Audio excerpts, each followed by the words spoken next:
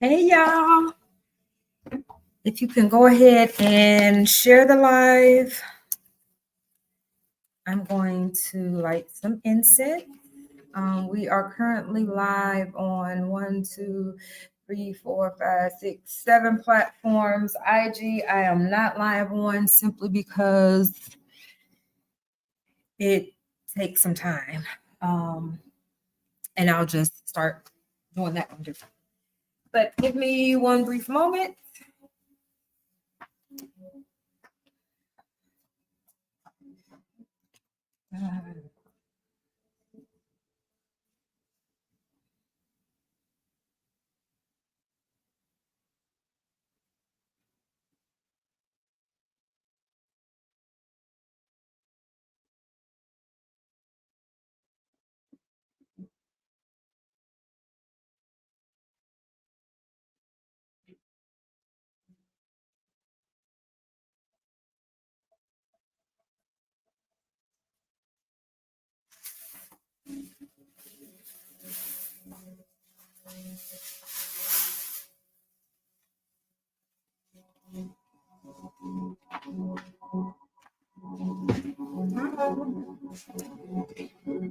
I have to set my TikTok up.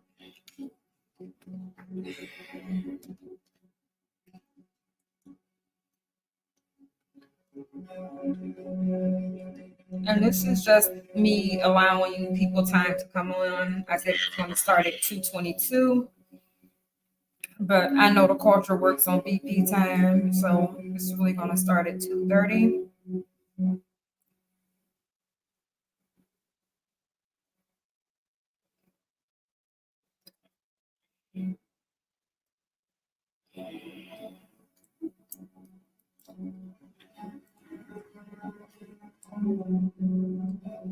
Yeah, what is going on?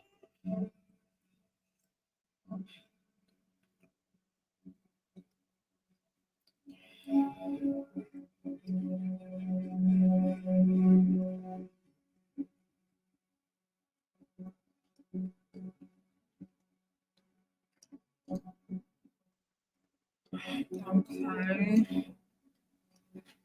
I have that over here. Okay. So I can go live there.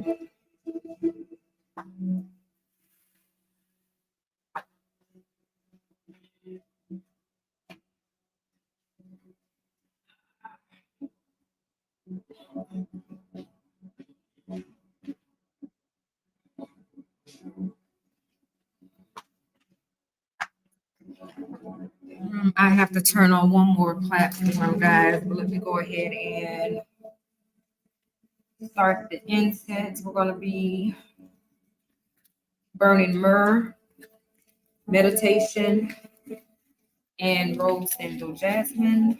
I feel like I need my scissors.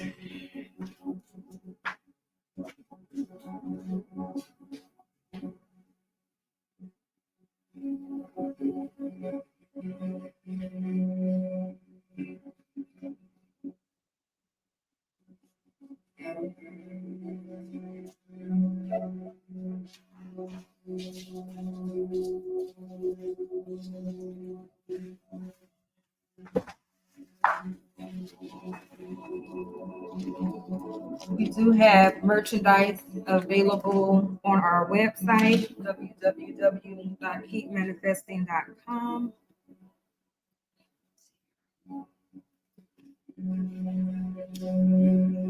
Some of the merchandise that we carry are incense holders. This is one of them. And you just put your incense right there. So it's going to catch all of your ashes.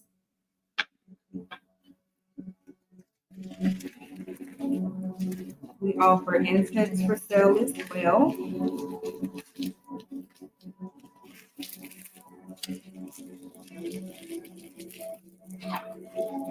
You can go ahead and share the live. We're going to be doing a live reading today with Keisha Noir.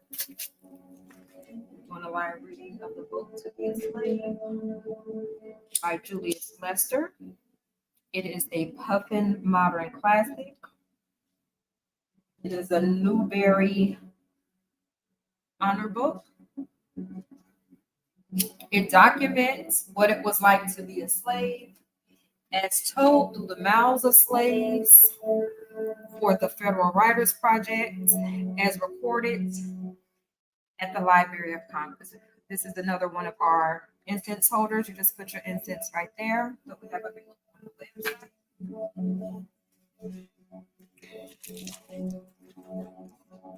And I'm going to burn 2 meditation. No, actually, hold on. Yes. I'll burn 1 meditation here.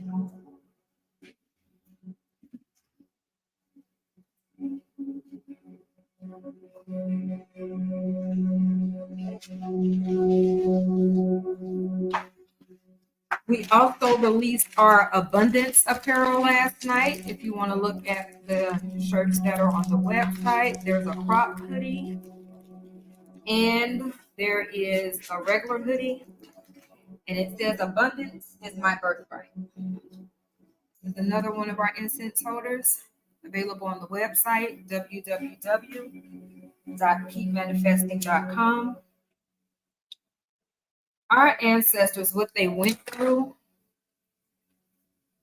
was so that we could get back to our birthright. By our birthright, we were kings and queens. And then we were captured and endured centuries of slavery.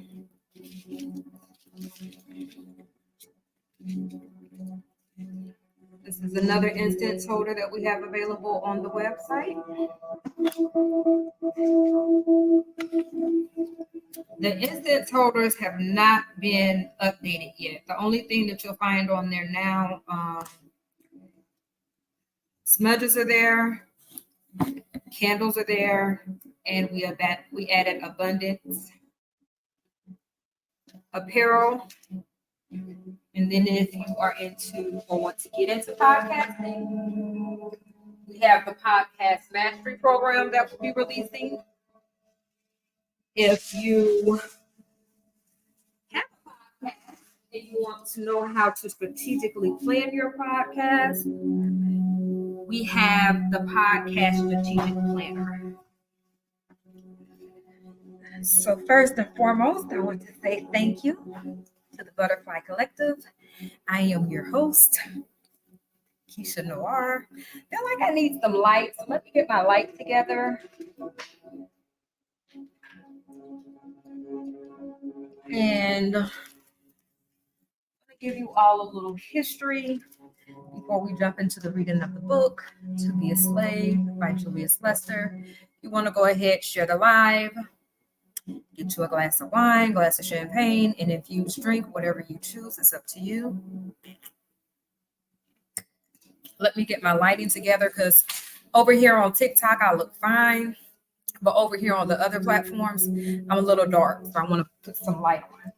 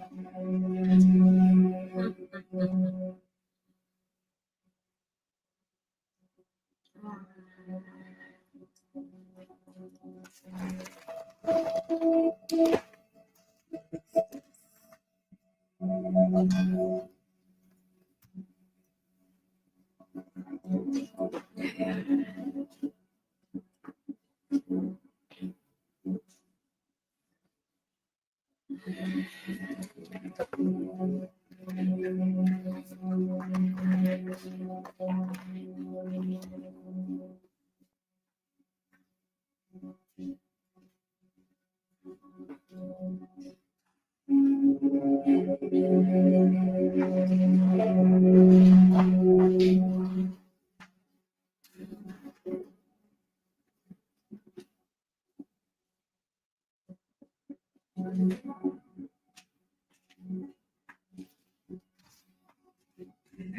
see if that makes me. That's so much better. Okay, just a minute. Need to bring this up just a little bit.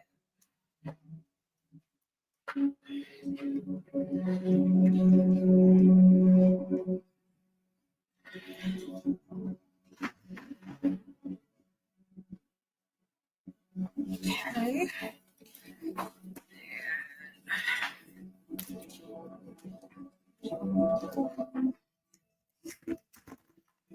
Oh shoot.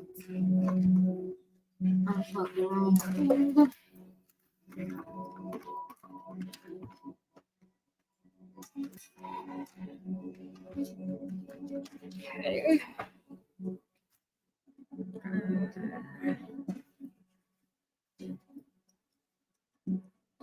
Okay, that's good. That's good. Okay. And the lighting over here on TikTok, fine. So again, thank you all for joining. Welcome to the Butterfly Collective. Keisha Noir will be doing a live reading today of the book To Be a Slave, which is a Puffin modern classic. It is a Newbery Honor book written by Julius Lester to give us documentation through the slaves' mouths, which is our ancestors, what it was like to be a slave. So I first trying to organize myself here. This is my infused drink that I'm sipping on during this five.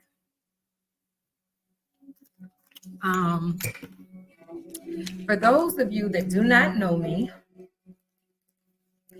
actually, hold on, I have one more platform. So we're actually going to be live today across 9 platforms. If I added IG in, that would be 10. But I'm not going to do IG because I'm doing something different over there. So one moment. If you are joining us on our YouTube platforms, if you could please subscribe, it is greatly appreciated. On any of the other platforms, if you could share the live, if you have questions, we are putting together a live panel, but this is the introduction for us to start the conversation that no one wants to have. And that is about the slavery, the genocide. Okay, we all concerned about genocide, but we don't want to talk about the genocide that occurred in the United States. And when Black Americans attempted to talk about the genocide that occurred in the United States, we were told, oh, you need to let that go. Oh, you're playing the race card. Da da da da da da da. But we wanted to express and never let anyone forget what happened to our ancestors. And now we have this thing going on where they're starting to want to take it out of the school systems. And everybody's in an uproar. And I'm going to say this, and if you don't agree with me, I don't give a fuck. Because I said what I said, okay? That's me. That's TOT. Capital T, capital O, capital T. The school system should have never been responsible to keep Black history alive. So even if they took it out of the schools, we still knew what the fuck happened. And we talked about it and we showed it because the Jewish talk about their ancestors all the time. It was called the Holocaust. Okay? But when we talk about slavery, which is what occurred in the United States, the genocide of Black Americans in the United States, nobody wants to fucking talk about it. I do. Julius Lester did. And when God gave me this assignment, I cried. Because I know it's a huge assignment. I know it's going to come with backlash. It's going to come with so many things. But again, I don't give a fuck. So, person for this. So, today we're going to have Keisha Noir do the narration of chapter 2 of To Be a Slave, which is the true documentation from the mouths of slaves, meaning at 12 o'clock on a Saturday, I was a slave. But at 2 o'clock on Saturday, somebody ran across and said, we free, you free, you can go. And as I put myself in the mindset of my ancestors, they probably said, free to go where? Free to do what? I don't have any money. I don't own nothing. All I know how to do is to work in a field for master. Master gets all the money, and master gives me whatever he wants. So now that I'm free to do what? And then, to add insult to injury, our ancestors was hoodwinked and bamboozled by certain plantation owners. And they were said, hey, you can stay and work the land and I'll pay you a portion of food or whatever it is from the land. And I'll give you somewhere to stay. So they came what we know as sharecroppers, which is what was taught in school. And the sharecroppers could not get out of sharecropping because some of the sharecroppers only paid these little tokens to the people that worked their land. And it wasn't money. It was tokens that they could only use on that plantation owner's land in his store.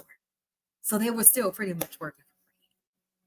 They were again working for food and shelter. But there were some plantation owners that all the while they paid their slaves. And those slaves would put money up because they knew they could buy their freedom. Now, I want to give the history before we get into To Be a Slave, because if they're taking it out of the school system, somebody needs to be able to tell our children and their children and their children's children what happened.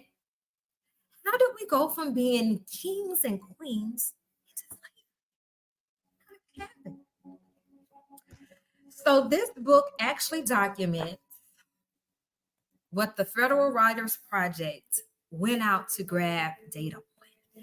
The good old United States of America, they wanted to know, well, what effect did slavery really have on the Black people? Go out there and find as many ex-slaves as you can and document what they said happened or how did they feel about slavery. And don't change the dialects. I want you to write it exactly how they said. And the Federal Writers Project did that. And this is all documented at the Library of Congress. And as they wrote it as to what to tell the school systems to teach as to what happened with slavery, guess what they did, John? They changed it. They changed it to represent the correct dialect, as if these slaves that are now ex-slaves were educated. And they tended to tell the good stories about the good plantation owners and the good slave masters. What they did not do is tell the stories of the abuse and the genocide that occurred in America.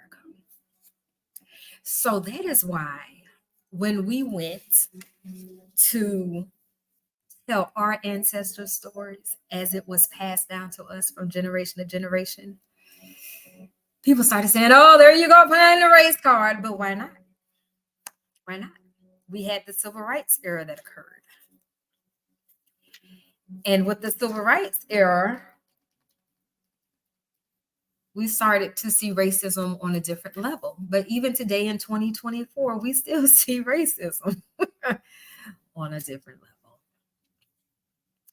Hence, we just found out in good old Mississippi, they never like Black folk now anyway, huh?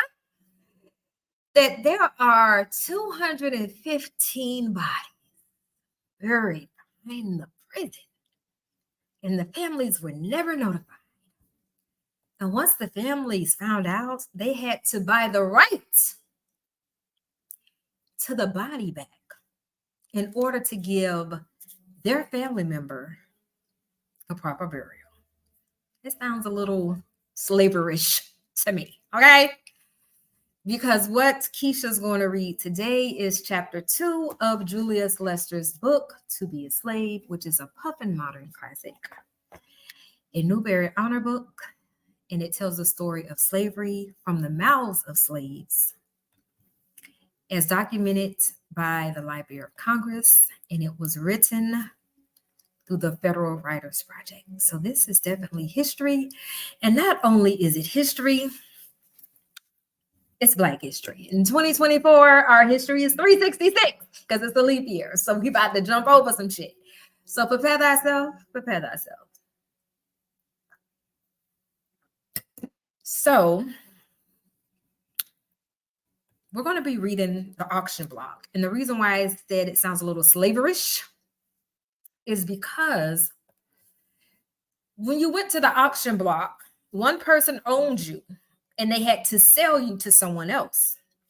And with that sale, they got a bill of sale saying, I now own this person, as if they are a piece of cattle.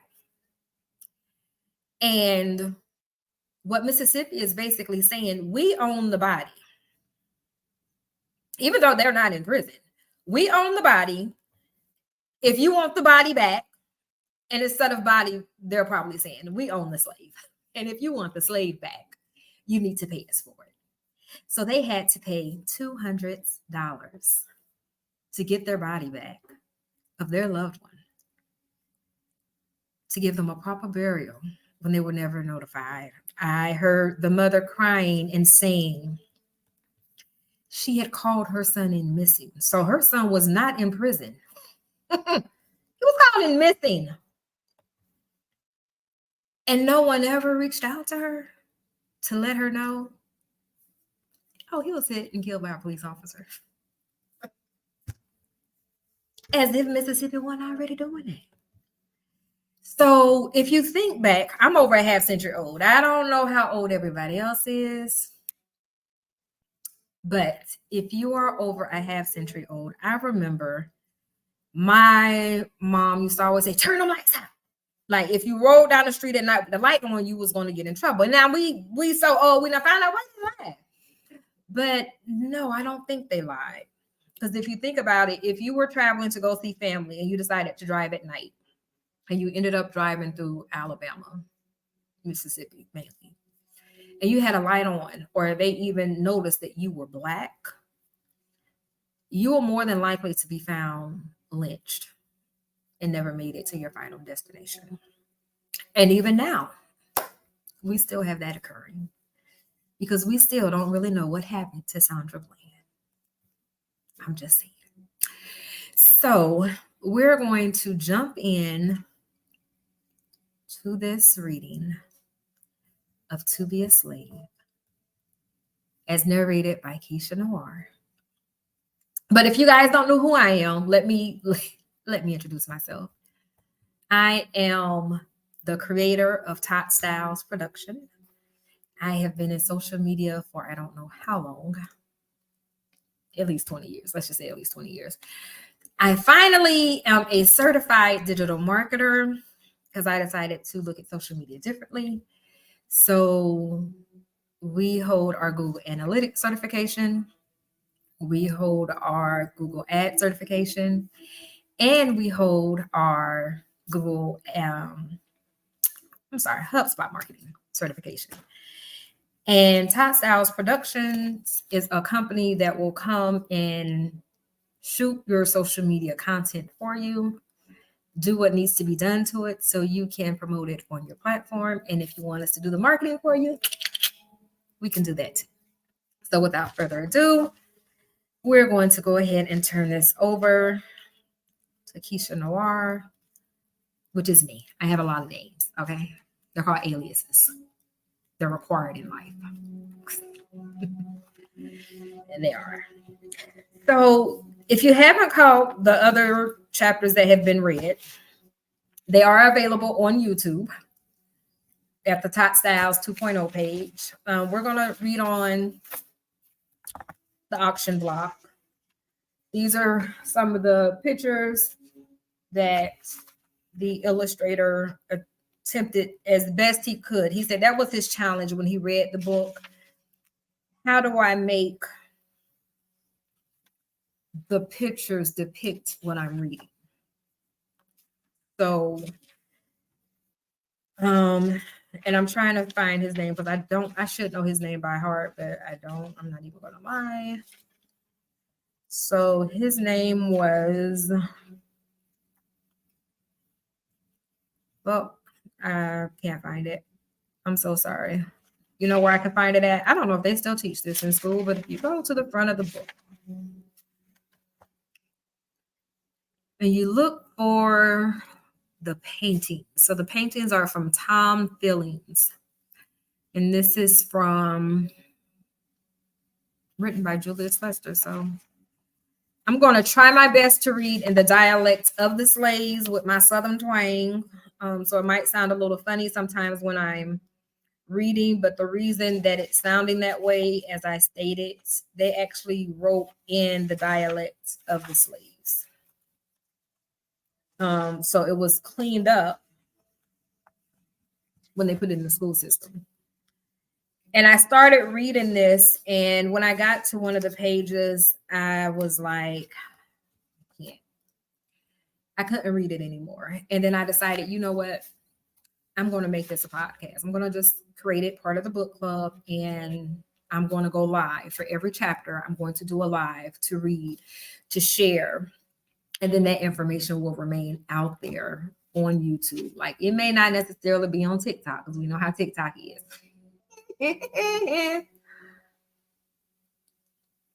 And TikTok don't pay no money. So I'm telling y'all, if y'all over there hustling on TikTok, that's slavery. I'm not finna be nobody's slave. Cut me a check, please. If you're not, okay. It's okay. I'm not. Why should I put out? And Jay-Z actually, and this was this week, I'm gonna go off on my tangent, then I'm gonna start. Jay-Z said, we Black people created all of these social media platforms because it was our content that was out there making people want to go to the platform, going viral on the platform. Then you started having other races imitating or stealing other people's content. And then Jay-Z said, now you got to ask or you got to pay to get this and to get that. Get somebody else to do it. Okay, so we're going to go ahead and get started. And believe it or not, for some reason, I read better without my glasses. So I'm going to take my glasses off. And this is Keisha Noir. Hello. Hello. Okay, so we're going to jump on into this book. To Be a Slave, a Puffin modern classic, a Newbery Honor Book, written by Julius Lester, illustrations by Tom Fillings. Chapter 2, The Auction Block. The institution of slavery had no redeeming virtues for the enslaved, not even that of stability, of at least being kept on one plantation, in one place, all of one's life. The slave had no such assurance. And in fact, the rule more than exception was that before his life was over, he would live on at least 2 and many times more plantations. Now, as I'm reading this, Keisha, I'm going to give you my thoughts on why I feel some of the things we have going on in the Black community exist. It is because a lot of these mindsets have never been renewed. And a lot of us do things and we don't know why. And a lot of these things were created when the plantation owner and the slave master wanted to create a limited mindset. If you came from being a king and a queen, then your mindset is, I can do anything. I can have anything. There is nothing that is beyond my reach. But if you are a slave, your mindset has to change from that to, I can't do anything. I can't go anywhere. I'm not allowed to read. I'm not allowed to write. I can't look at nobody in the eye. I better not talk back. You were created to adjust your mindset to be a limited mindset. And a lot of us are not expounding and expanding and elevating because our mindset is still limited based on what the Black population went through during slavery. The genocide in the United States of America was slavery. But the United States of America, have they really paid any reparations? No. And we have this now argument over affirmative action. Is it an insult or is it not?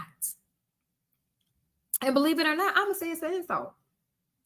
Because if I made it in based on the color of my skin, I still have to perform to keep whatever it is that you decided to give me.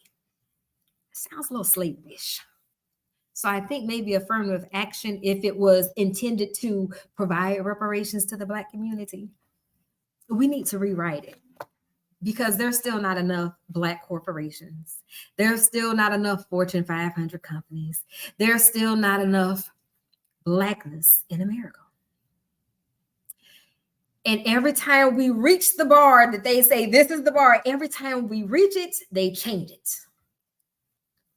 Because the United States of America was never created for Black people to survive.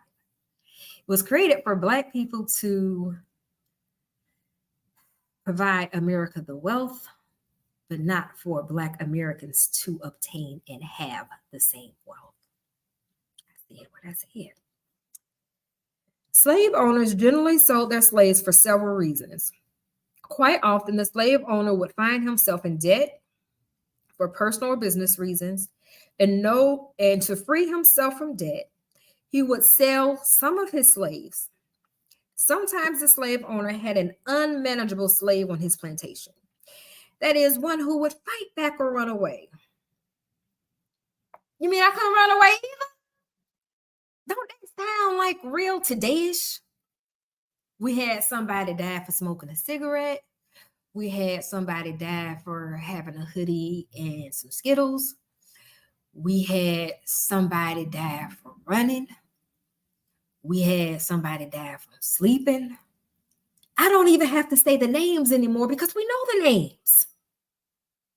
But how many other ones went through the same thing, but their name was wrong? Anyway, those were not few, and they were either killed or sold if they didn't escape first. Some slave owners were in the business of breeding slaves to be sold. This was particularly true in the state of Virginia, an acknowledged slave breeding state. Slave breeding. Because if you guys did not know, the first slaves, let me back up and give y'all some history. I'm gonna do the reading, but I'm gonna give y'all the history during the reading.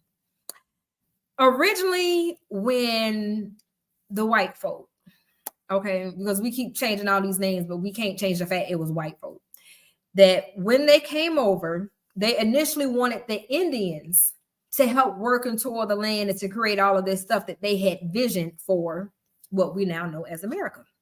Well, the Indians, they said, no, we get somebody else to do it. We live a real simple life. We live off the land. We don't need all of this stuff that y'all want to bring over here. We are fine. Like, we stay healthy. We live long. We have fun. We got community. Get somebody else to do it. So then what they did is they went to the Asians. They went to the Asians and they asked the Asians to do it. And the Asians said, no, get somebody else to do it. Remember, the Asians were like emperors and stuff. So they had money too, right? So then they had to figure out what to do. So they made an agreement with people in Ireland and England that, hey, we have this really great opportunity for you way across this ocean. And if you come over and you do what we need you to do for 7 years, after 7 years, you're free. And then you can start partaking in getting some of this wealth that we're creating in this new country. So they said yes. So they were required to perform 7 years of servitude, slavery, 7 years. And after the 7 years, they were free. However, if you had a child born to you during slavery, when you were free, your child wasn't free, but your child had to work for the 7 years. So then, as those people started saying, look, we ain't gonna have no more babies. Because if we have some babies, the babies gonna get stuck. So we're not gonna have no babies. We're gonna work and we're gonna stop producing so we can get out of slavery, so we can partake in some of this good money. So what happened? The white peoples, they started realizing, wait a minute.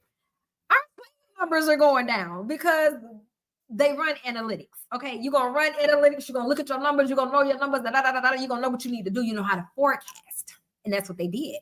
And it's hold on. Slave numbers are getting a little low. How are we going to get some more slaves in here? So then they started going around and figuring out what to do. Well, this is the shocker. A lot of us know it, but we don't like to talk about it. But Africa, why y'all was selling other tribe members? Hello? So if this tribe didn't like this tribe will work with the white people to capture this tribe to get rid of our problem. And then they could take over that tribe's land, and that tribe was going on to slavery. So that's one side that I heard. But then a side that I read in chapter 1, as told by a grandmother to her granddaughter. Now, the grandmother was a slave. So it was a story that went from generation to generation. And she said in Africa, they didn't have red fabric. So what they would do, the capturers would do, they would drop pieces of red fabric in a trail. And the slaves, not the slaves, the Africans, because they're so excited. And they say, oh, what is this? It's something new. So they kept following it and picking it up and not really paying attention, because now they're mesmerized by this red fabric. And they pick up the fabric, and before they look up, they're at the ocean. And now they're stuck. They're captured. Some of them said it went all the way on the boat. So I'm just like, you gotta be kidding me, right? So I don't know which part is true, but I can only read through what my ancestors left us to be sure history continues. So Julius Lester was trying to find out his history, and he was having a conversation with his dad. And this is me I'm going to catch you guys up to speed or to where we're at now in chapter 2. So the dad said, I don't need to research. Excuse me. Confirmation purpose is what I call it. I don't need to research to find out where I came from, because no matter how far I go, it's going to end at a bill of sale. And that's it, because for so many, yes, that's true. When you do your ancestral research, it ends at a bill of sale. Like, where will you purchase that? Sad but true. So he's decided to do some research. So he found out about the Federal Writers Project. So he went to DC and started researching in the Library of Congress. And he said he was shocked because based on what he had learned in school and from watching Roots, that he was reading something that was totally different than both of those accounts of what slavery was. If you guys have not seen Alex Haley's Roots, it's a really good movie to help you really understand some of our heritage of what it was like during slavery. But he found documented facts that America chose not to put in the school system. So again, it should never be up to the school system to be sure that our children know their history. It should never be up to the government to decide what we can and can't say about it because of the fact they haven't documented it. Like, if you documented it, doesn't that mean I can talk about it? So when somebody says, oh, you're playing the race card, I say, no, I'm playing the Library of Congress because that's where it's documented at. So you're not playing a race card. You're playing the documented history of what it was like to be a slave as recorded through the Library of Congress. So if someone has a problem with you talking about your ancestors, then simply say, well, why is the issue when I talk about my ancestors, but when the Jewish talk about their ancestors that went through the Holocaust over in another country, that was their genocide. Why can't I talk about the Holocaust that my ancestors went through in America? Because that was a Holocaust too, and it was genocide. Because people don't want to hear it simply because America does not want to be guilty. And they don't want to accept the fact that, hey, a lot of the wealth that a lot of these companies and families have, it came from the backs of my ancestors. Not y'all. Like, if y'all haven't heard the whole thing going on with PBS, that they did some research and they found out that Ben Affleck's family owned slaves. So Ben Affleck got a hold of it, and some kind of way his calling her persuaded them to cut that part out and not air that, hey, his family had slaves, and that's where some wealth came from. And so now everything's at a hold because PBS said, hold on, we're a history channel. We don't let the outside persuade us on what we're going to actually talk about. So I was shocked to learn that. I just learned about that this week. But anywho, we're gonna go back to the reading. Jesus. Some slave owners were in the business of breeding slaves to be sold. This was particularly true in the state of Virginia, an acknowledged slave breeding state. Even on plantations where slave breeding was not the sole purpose for the plantation's existence, slave owners preferred women who could bear many children. These children became his workforce for the next generation. Or, if he preferred, he could sell them as infants or as children and make a reasonable amount of money. For the slave, selling was an occasion of deep sorrow, particularly for a mother who had to stand by helpless as her children were carried away to an unknown place. Sometimes a mother would seek to cheat the auction block. Can you imagine? So when I was reading one of the other chapters to bring you guys up, this will be like a little flashback. We've always believed that slavery started with stealing like these huge hunky men or whatever, right? I don't think so. I actually think it was the women. I think the women went first because the women were the ones that could have the babies. They could produce more. And it didn't matter who the father was because remember, it was the one drop of black blood rule, which meant, hey, you just need one drop to be considered black. And if you're considered black, you're a slave. Can't be free. So if your whole purpose for slavery was to find a supply that would not run out, why would you take a whole bunch of men? You were not about to have the men have sex with the white woman, right? Like, the white woman was off limits to the black man. The black man would die if found out. Remember in the Bible how you had Potiphar's wife and that whole situation? Well, it was happening on the plantations too. A lot of good. I don't even know where these movies are at, but I really need to find them. Like, I grew up watching a whole lot of slave movies. Like, it used to be a lot of them. But it would always be the plantation owner's wife, and she would have a mandingo. That was what they called it. There's a movie, there's a Mandingo 1, Mandingo 2, and Mandingo 3, okay? Go watch Mandingo. But when the man didn't want to do it because he didn't want to have any issues with his owner, his slave master, the woman, and I vividly recall this scene And the guy, he was like, he didn't want to. He was like, no, you know, Master been real good to me, ma'am. I don't want to do nothing against Master. And she pretty much said, if you don't do it, I'm going to tell him you tried to rape me and you'll be dead. Well, don't we still have that happening today? The white woman lying on the black man. So a lot of this stuff has been going on forever. It's not new. The Bible says there's nothing new under the sun. None of this stuff is new. Like when we seen the thing, I think the guy's name is Jonathan Majors, and we're trying. Then we see this video where he's running from her. Man, why was you chasing me? Man, oh, what? And now she's saying she's injured.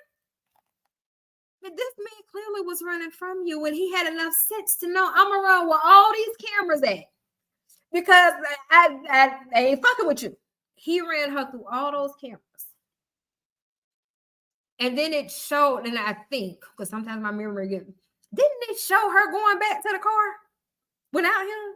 If she wasn't bruising it, I don't know. But anyway, back to the book. So what I'm about to start reading now is actually what came from the slave's mouth when they were interviewed through the Federalist Writers Project, as recorded through the Library of Congress. You can go there today and look at it.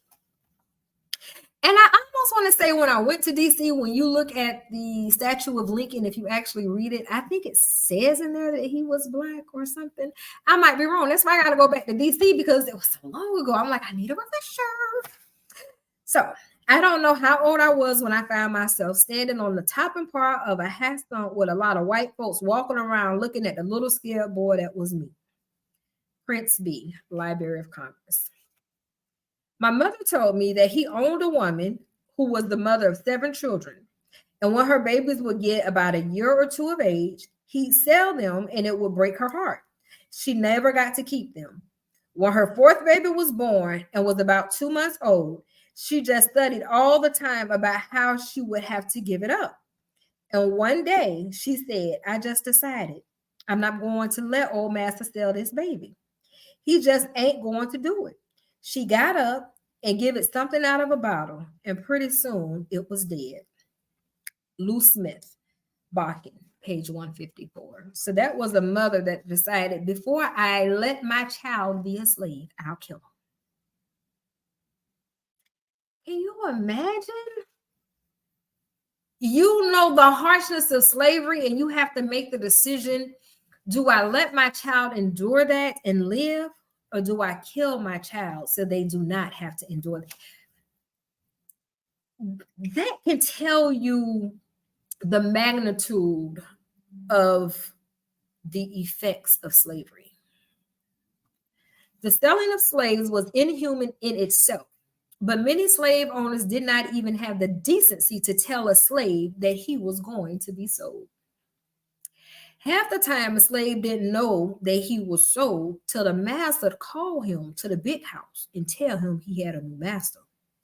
Mingo White, Library of Congress. Never knew who master done sold. I remember one morning, old white man rode up in a buggy and stopped by a gal named Lucy that was working in the yard. He said, come on, get in this buggy. I bought you this morning. Then she begged him to let her go tell her baby and husband goodbye. But he said, no, get in this buggy. Ain't got no time for crying and carrying on. I started crying myself because I was so scared he was going to take me too. But old Aunt Sissy, whose child it was, went to master and told him he was a mean dirty. Now, in this book, you do have the N-word. I am not going to say that. I will just say N-word, but it is actually written in the book. Told him he was a mean, dirty end trader. Old master was sore, but ain't never said nothing to Aunt Sissy. Then Henley, what was next to the youngest of her 7 children, got sick and died. Aunt Sissy ain't sorrowed much. She went straight up to old master and shouted in his face, praise God, my little child is gone to Jesus. That's one child of mine you never gonna sell. Nancy Williams, The Negro in Virginia, page 172. I said to him, for God's sake, have you bought my wife? He said he had. When I asked him what she had done, he said she had done nothing but that her master wanted money. He drew out a pistol and said that if I went near the wagon on which she was, he would shoot me. I asked for leave to shake hands with her, which he refused, but said I might stand at a distance and talk with her. My heart was so full that I could say very little. I have never seen or heard from her from that day to this. I loved her as I love my life. Moses Grandy, Nichols, page 20. Now, some of these readings that I'm doing, and it's the actual depiction of the slave, you can tell the difference between the slaves that were potentially educated and knew how to read and write and the ones that didn't. Like the one that I just read, I read that exactly how it was written, and they were given the instruction not to change the dialect. So when Julius Lester wrote his book, he took the exact excerpts as it was written in the Federal Writers Project, as documented through the Library of Congress. He used that word from word in this book. So I don't want anyone to think that I'm switching it up for certain. No, I'm trying to read it the way that it's written because I want people to really understand that slavery was real. The genocide of Black Americans has occurred on multiple occasions because we had slavery, then we had the heroin epidemic, then we had the AIDS epidemic, then we had the crack epidemic. I'm like, come on. And that this new thing, fentanyl, I don't even know what it is. But when Cat Williams said he know there's not one Black person that's doing, I don't know. But it's like it's constantly something that the government is always traced back to the government. Because like they said, Black people didn't have planes. So who was bringing the cocoa over here? And it wasn't Black people in the lab cooking stuff up. I'm just saying. Anywho.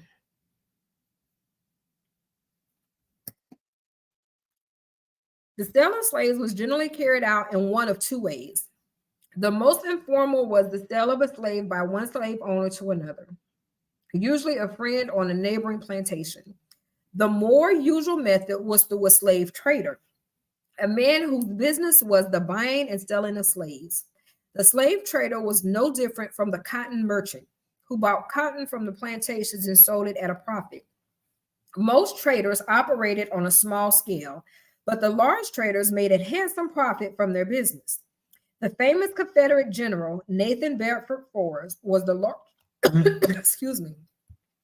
was the largest slave trader in Memphis, Tennessee during the 1850s, and in 1 year made a profit of $96,000.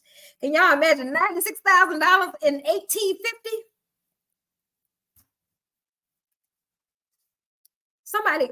Somebody calculate that for me. Like, what is the value? Matter of fact, hold on, I'm about to find out. What is the value today of $96,000? Let me find this out. Hold on. What is the value of $96,000 in 1850 today?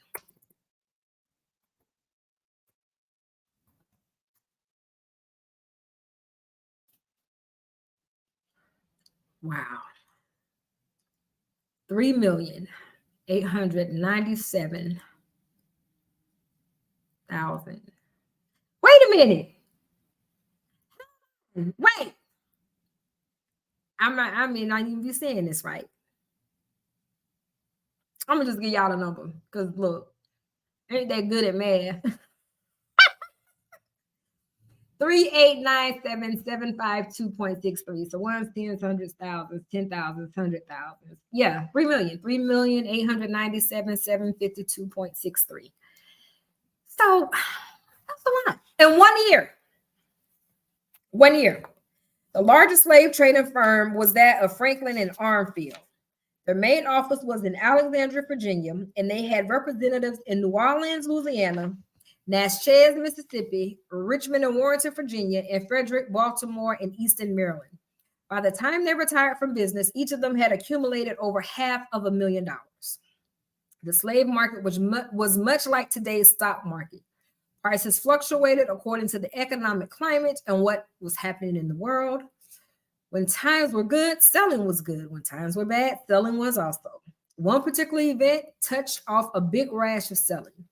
That was the election of Abraham Lincoln as president in 1860. Now, and I'm trying to think who said this. I can't recall who said this. But they made a statement that a lot of those slave plantation trading companies, that they are now what we consider to be our top banks. Like the I don't know if that's true or not, but if you had a lot of money and your whole purpose was to come to a country and make even more money, you're not going to just sit down on that money. You're going to create something else with it, right? So what did you create? If you had that much money, which is a lot of money, would you not become a bank and loan people money and charge them an interest rate to pay it back? And you loan them money to buy a car, or you'll loan them money to buy some slaves. I don't know. I mean, that's just what I heard. So this is when you hear stuff, you think about it like, yeah, like Arsenio Hall. I was about 12 or 14 years old when I was sold. Now, this says Negro. I'm going to say Negro because my cousin says it and he spells it K-N-E-E-G-R-O. He be like, I think it's O-W-S. You're like, what's up, Negroes? I'm going to say Negroes, but I'm not going to say the other N word. Okay? Okay. I was about 12 or 14 years old when I was sold. A Negro trader came along and bought up all the slaves he could and took us to Louisiana. About this time, many people sold their slaves because they felt the same thing was going to happen.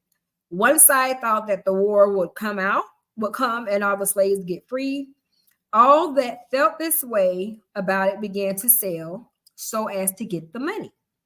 There were others that thought that in case of war, the South would win. They held what slaves they had and even bought more. Now, I was reading this and the thing I kept thinking about, they say Abraham Lincoln was black, right? They keep saying that. But from reading this, I'm like, it's probably kind of true, because why would you automatically think, oh, he gonna make us stop selling slaves? So I gotta plan a trip to DC. I gotta plan a trip to DC because I gotta put all this stuff into perspective for me. But I do recall learning, and I can't remember which collegiate course, that the Declaration of Proclamation was not signed to free the slaves. It was signed to save America, because they knew the Civil War is a war that would have been never ending.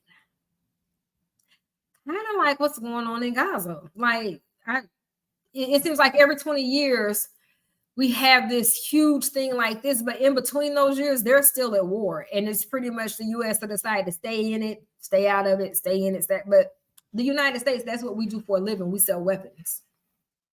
Like, how does the United States make its money? We know how corporations make their money, but how does the United States government make its money?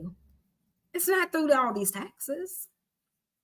Still selling weapons. And that's why it's always shocking to people when they find out, oh, the United States sold weapons to so-and-so. They sell these other countries the weapons that we no longer use because now we have a better weapon. So that's generally why most countries can't beat the United States, because we know the technology of their weapons. And that's why the United States doesn't want certain countries to do this, that, or the other, because they probably wouldn't be able to beat them. So yeah, like I was living during the Cold War. I think I was. So I'm over a half century old, but I think I was living during the Cold War. And it was pretty much, because I think that's when Reagan was in office. You had Russia threatening to send a bomb to us. And you had us threatening to send a bomb over there.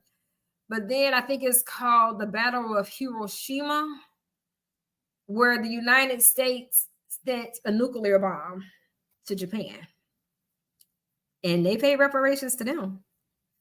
I'm just saying, why black folk can't get those. All right.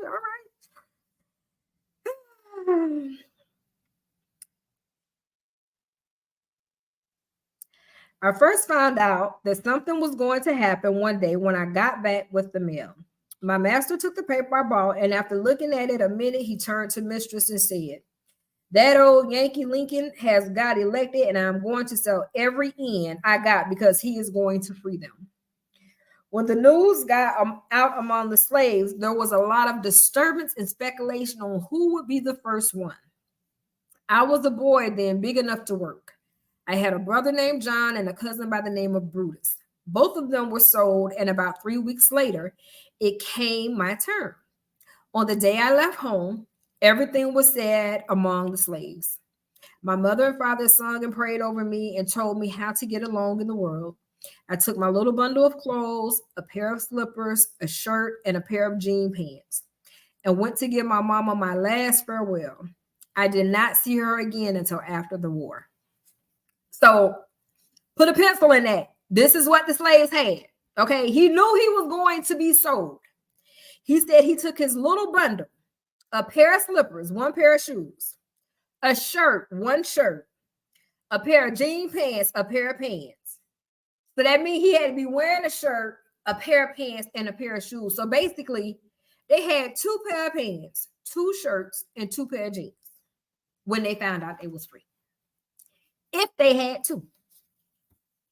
I went on into Charleston. The prices usually went up on slaves in the fall of the year. Along in September, what was known as in traders started to come in around Charleston, which was a great trading post. When selling time came, we had to wash up and comb our hair so as to look as good as we could, so as to demand a high price. Oh, yes, we had to dress up and parade before the white folks until they picked the ones they wanted. I was sold along with a gang of others to a trader, and he took us to Louisiana. There, I believe I was sold to the meanest man that God ever put breath in. Out of 17 of us sold to him, only 4 of us got back home. Some died, others he killed. Anonymous, Fisk. Pages 161, 163. So how much reverence do you even have for your slaves, which are clearly humans, that you decide to kill some of them before you even make it to the location? You wouldn't have killed a cow. You wouldn't have killed a horse. But you killed the slave.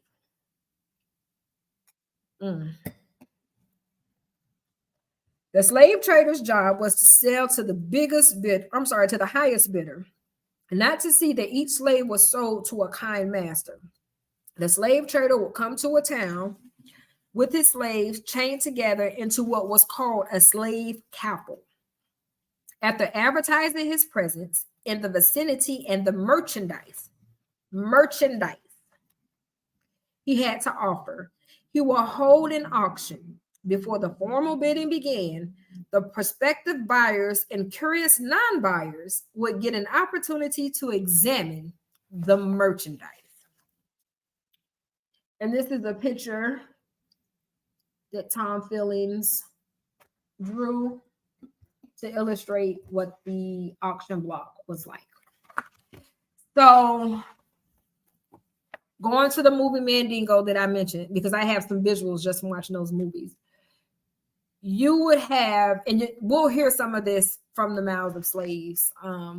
You'll have people come up to you and they will want you to open your eyes, and they will do all of this and that to you. And hey, you hold your hand, stick your tongue out and look at your teeth, and they will put their finger all in your mouth and stuff. If you was a woman, they want to grab on your breast. And if you was a man, the man may not. No, I think the man did. I think it was the man that they would actually go in your pants and grope you to see, would you be a good producer? Because the goal is to have an unlimited supply of slaves. So if you had a woman that you knew would breed the babies, you had to be sure that you had a man that would impregnate her. And generally, they didn't look for the little dick energy man. The same man in these TikTok streets talking all the bullshit. That's real little dick energy. I said what I said. I said what I said. There's a lot of little dick energy going on over there. So going back into the book, Every first Tuesday, slaves were brought in from Virginia and sold on the block. The auctioneer was Captain Dorsey. E.M. Cobb was the slave bringer. They would stand the slaves up on the block and talk about what a fine looking specimen of black manhood or womanhood they was. Tell how healthy they was, look in their mouth and examine their teeth just like they was a horse. And talk about the kind of work they would do, they would be fit for and could do. Morris Hilliard, Library of Congress. So just imagine if you were older, and this is depicted in a lot of the slave movies, and I think we see this in Roots too. If you were older, they would say, okay, well, they can't work in the field, but they're really good at doing this and that and the other in the house. They would sell you on your attributes, like what you did really, really well. And if they knew that you were a troublesome or a runner, generally you would be the one on the block, but you would have a muzzle on your mouth. And the purpose of the muzzle, from what I was told, now this is something that was told to me, I need to research to verify because I like to come with facts and receipts. That's me. If you tried to talk, it had razors or knives on it, so it would cut your tongue up if you tried to talk. But that's how they would know this was a troubled person. I'm selling them because they keep running, or they're a good worker, whatever, but you're gonna have to do a whole lot because they're gonna always try to run, or they're gonna try to fight you. And there's one that I'm actually gonna find the video so I can add it to the Top Styles 2.0 page, where when slavery was over, this one slave that had ran he made it to the north. He made it to the north and was free, but slavery was still going on. But he had all these whaps just all over his back and everywhere. And actually, I think it's a thing on it's either Netflix or Hulu. So again, I'll find it and post some clips. But they said, well, why would you be such an awful slave or something? So they just felt like he was a real bad slave because he had all these whips and stuff on him. And he looked and he said, bad slave. He said, they whipped me because I ran. Every time I ran, they whipped me. He said, I was a good slave. These whippings came from me running because I wanted to be free. Was I supposed to stay in slavery and be happy and never try to get away? And I was just like, wow. And they took a picture, and that picture was supposed to be the picture that the Black communities should have stood upon to say never again. Just like the Jewish community has the Diary of Anne Frank. And that was turned into a movie where we could actually see what happened during the Holocaust. And even though we had a whole lot of slave movies, when it came to Black people trying to talk about it and bring awareness of it, hence diversity and inclusion, it always became, oh, you're playing the race card again. Oh, that was so long ago. Oh, but why can the Jews talk about the Holocaust, but the Black people can't talk about the genocide that occurred in America of Black people, which is called slavery? And Blacks are still being killed today for no reason. Hence, we have 215 dead bodies found behind a prison in Mississippi, and they were apparently killed by the police. So we all know, civil rights movement, who was the people in the hoods? It was your politicians, it was your judges, it was your police officers. Because now this is what I was told when I was younger, and again, I've seen some documentation for it to be proven true. Police didn't exist, right? Everybody had the right to protect their own property. So if something happened, that's really what it was. But police originally were created to be, I don't want to say this wrong, but I want to say end catchers, because it was a card. There's a guy on TikTok, I think his name is Kevin Washington, and he posts a lot of the historical elements of just the Black culture, the Black community. But I know at one time, this was early on TikTok when I was first starting, and he was posting. And I think I ended up reposting one where it showed the card of the police officer that they were supposed to, it was like a hunting license, but it was for Black people. You could, meaning you're white, but you get this license that gives you the right to go out and kill Black people. Yeah. And I remember my account got flagged one time by TikTok, and TikTok took it down. And then he was having the same thing happening with his. And I was like, but it's history. So it kept being this thing where TikTok kept taking down the horrific things that happened in America, Black genocide, because it kept saying it was fake. They weren't, what the hell you mean? Okay, anywho, back to the book. The slave trader tried to present his merchandise so that it would bring the highest price. This means that the slave should look well-fed, strong, and healthy. Between the time a slave bought and sold by a trader, his well-being was the responsibility of that trader. Most slave traders wanted to keep their expenses as low as possible so they could make the maximum profit. Sounds a little bit like corporate America today, right?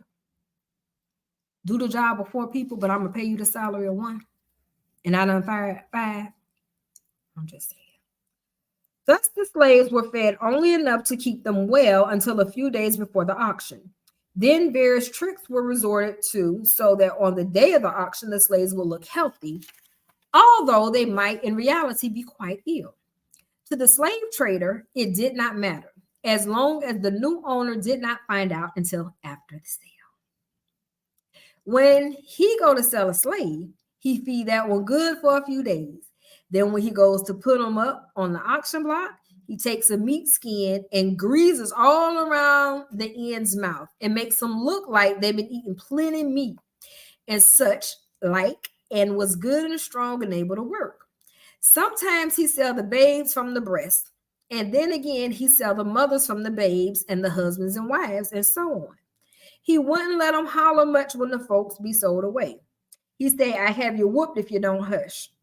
They, the slave trader and his wife, sure love their 6 children, though. They wouldn't want nobody buying them. Jenny Proctor, Bakken, page 91. An auction was synonymous with the breaking up of families. The most emotional scenes took place at the foot of the auction block. My brothers and sisters were bid off first, and one by one, while my mother, paralyzed with grief, held me by the hand. Her turn came, and she was bought by Isaac Riley of Montgomery County. Then I was offered. My mother, half distance with the thought of parting forever from all her children, pushed through the crowd, and while the bidding for me was going on, to the spot where Riley was standing, she fell at his feet and clung to his knees, entreating him in tones that a mother could only command, to buy her baby as well as herself, and spare to her one, at least, of her little ones. This man disengaged himself from her with violent blows and kicks. I must have been then between 5 and 6 years old. Henson, pages 12 through 13. Occasionally, a slave owner would try to be gentle with the child before purchasing the child. A few would attempt to make friends and persuade the child to come with them. This kind of concern, however, never alleviated the child's pain of being separated from its family. Major Ellison bought me and carried me to Mississippi. I didn't want to go. They examine you just like they do a horse. They look at your teeth and pull your eyelids back and look at your eyes and feel you just like you was a horse. He examined me and said, "Where's your mother?" I said, "I don't know where my mother is, but I know her." He said, "Would you know your mother if you saw her?" I said, "Yes, sir. I would know her. I don't know where she is, but I wouldn't know her. No, but I would know her." They had done sold her then, he said. "Do you want us to buy you?" I said, "No, I don't want you to buy me. I want to stay here." He said, "Well, we'll be nice to you and give you plenty to eat." I said, "No, you won't have much to eat." "What do you have to eat?" He said. "Lots of peas and cottonseed and things like that." But I said, "No, I'd rather stay here because I get plenty of pot liquor and bread and buttermilk, and I don't want to go. I got plenty." I didn't know that wasn't lots to eat. He said, "Well, I have married your mistress and she wants me to buy you." But I still said, "I don't want to go." They had done sold my mother to Mr. Armstrong then, so he kept talking to me. And he said, "Don't you want to see your sister?" I said, "Yes, but I don't want to go there to see her. They had sold her to Mississippi before that. I know she was there, but I didn't want to go." I went on back home, and the next day, the old white woman whipped me. And I said to myself, I wish that old white man had bought me. I didn't know he had bought me anyhow, but soon they took my cotton dresses and put them in a box. And they combed my hair. And I heard them tell me that Mr. Ellison had done come after me and he was in a buggy. I wanted to ride in the buggy, but I didn't want to go with him. So when I saw him, I had a bucket of water on my head. And I set it on the shelf and ran just as fast as I could for the woods. They caught me. And Aunt Bet said, "Honey, don't do that. Mr. Ellison done bought you and you must go with him." She tied my clothes up in a bundle and he had me sitting up in the buggy with him. And we started to his house here. I had to get down to open the gate. And when I got back up, I got behind in the little seat for servants. And he told me to come back and get inside. But I said I could ride behind up to the house, and he let me stay there. But he kept watching me. He was scared I would run away because I had done run away that morning. But I wasn't going to run away because I wouldn't know which way to go after I got that far away. Anonymous, Fisk, pages 191 to 192. Even more rare was the occasion when the auction block became a source of joy.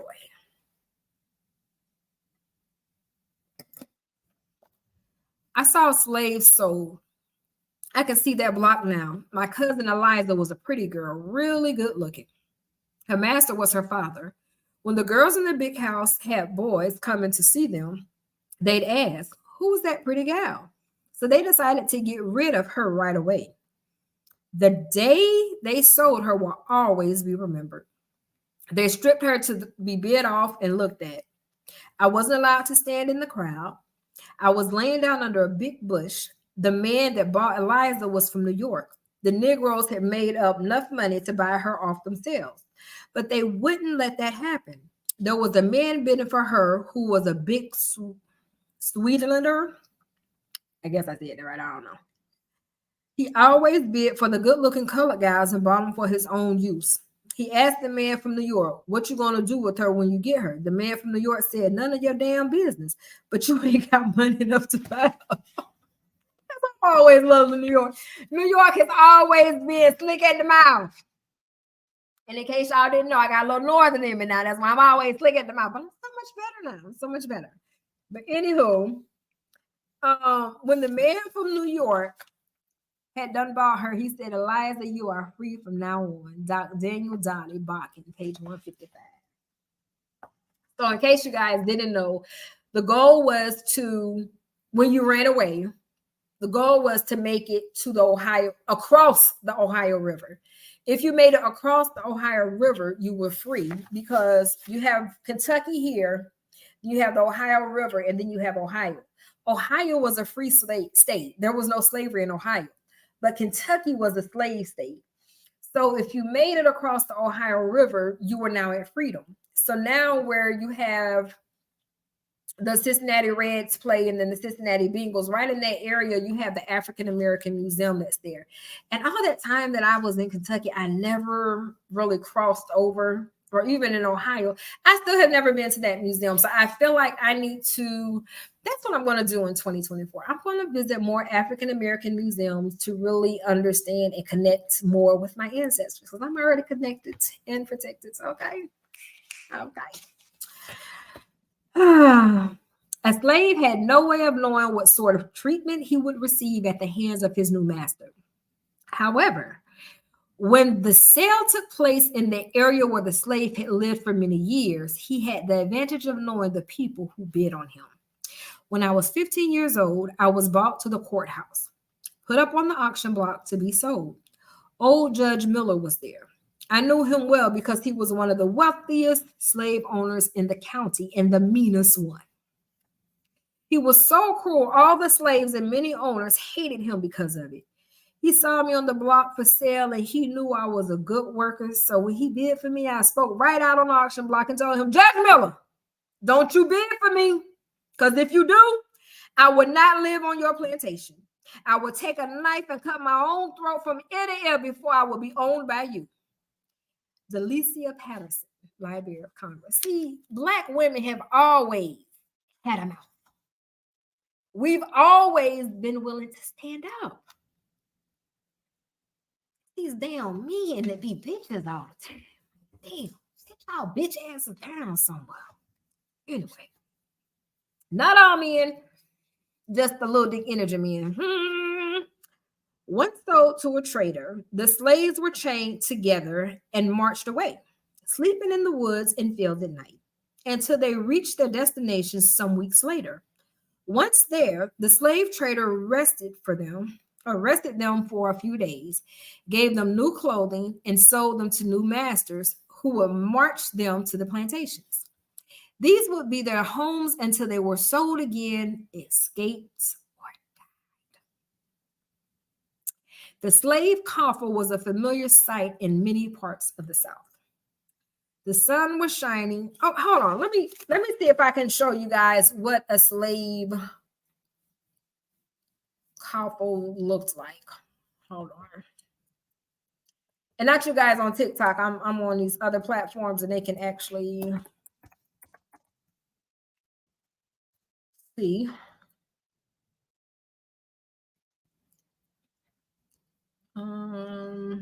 Go back. I can't talk right now, Kenny.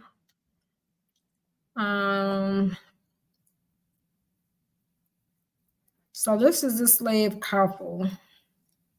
So a coffle, sometimes called a platoon or a drove, was a group of enslaved people chained together and marched from one place to another by owners or slave traders. So when I show you guys what this looked like, y'all gonna be like, I know you fucking lying. No, I'm not.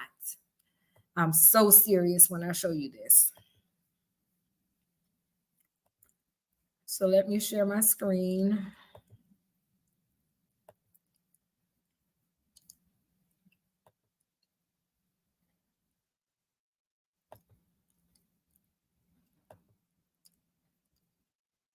Okay, this is the slave coffle.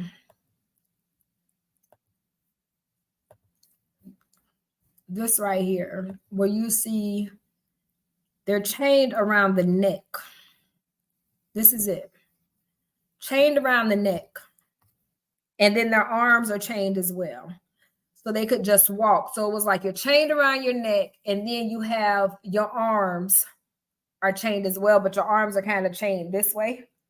So all you can do is walk. So that's what the slave coffle is. Okay, so, and we are reading chapter 2 of To Be a Slave by Julius Lester, a Puffin Modern Classic, a Newbery Honor Book. It tells what slavery was like through the mouths of our ancestors, which were actual slaves, as written and documented through the Federalist Writers Project, which is recorded at the Library of Congress. Once sold to a trader, the slaves were chained together and marched away, sleeping in the woods and fields at night until they reached their destination some weeks later.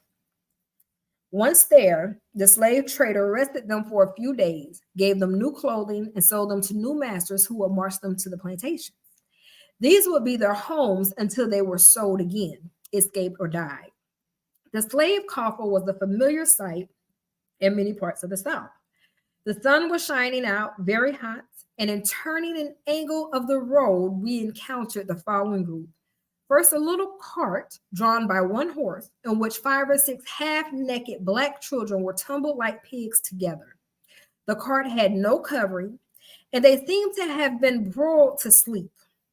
Behind the cart marched 3 Black women, with head, neck, and breast uncovered, and without shoes or stockings. Next came 3 men, bareheaded, half-naked, and chained together with an ox chain. Last of all came a white man on horseback carrying pistols in his belt. Written by J.K. Spaulding, Secretary of the Navy under President Martin Van Buren, The Negro in Virginia, page 161.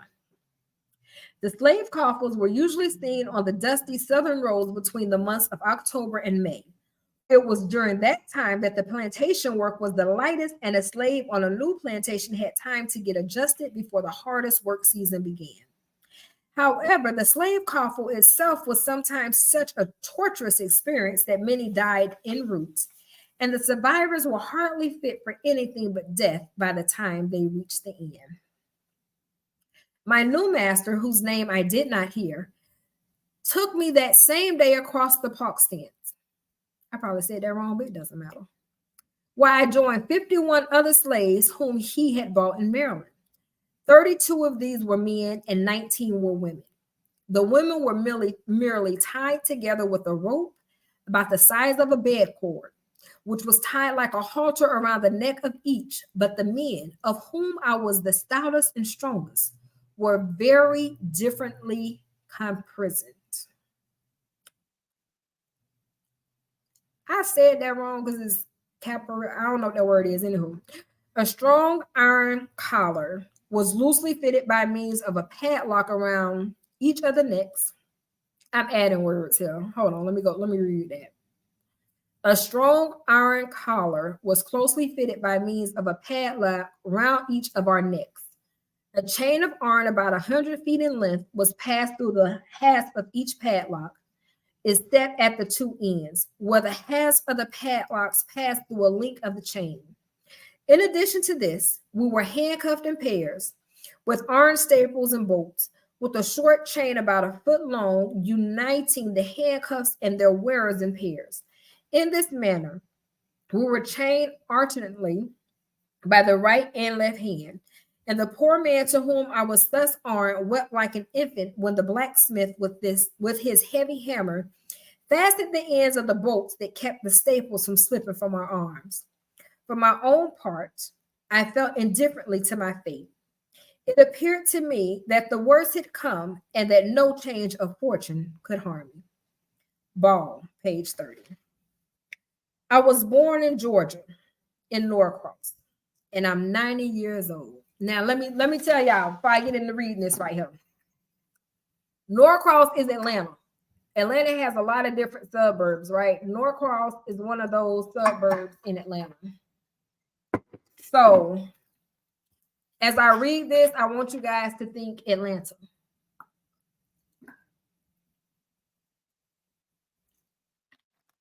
Okay. Uh-oh.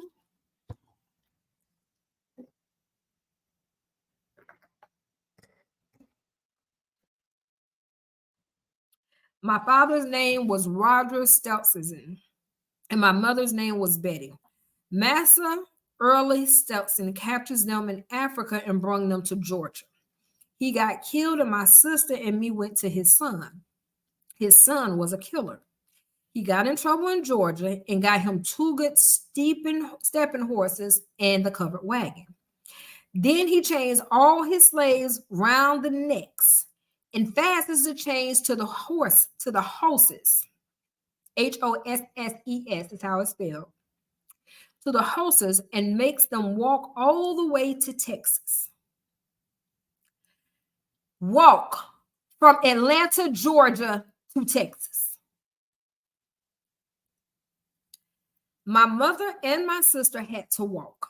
Emma was my sister. Somewhere on the road, it went to snowing, and Master wouldn't let us wrap anything around her feet. We had to sleep on the ground too, in all that snow. Master had a great long whip plaited out of rawhide, and when one of the slaves fall behind or give out, he hit him with that whip. It take the hide every time it hit a slave. Mother, she gave out on the way, about the line of Texas. Her feet got raw and bleeding, and her legs swole plumb out of shape. Then Master, he just take out his gun and shot her. And while she lay dying, he kicks her 2-3 times and say, "Damn her in, what can't stand nothing." You know that man, he wouldn't bury Mother, just leave her laying where he shot her at. Ben Simpson, Boston, page 75.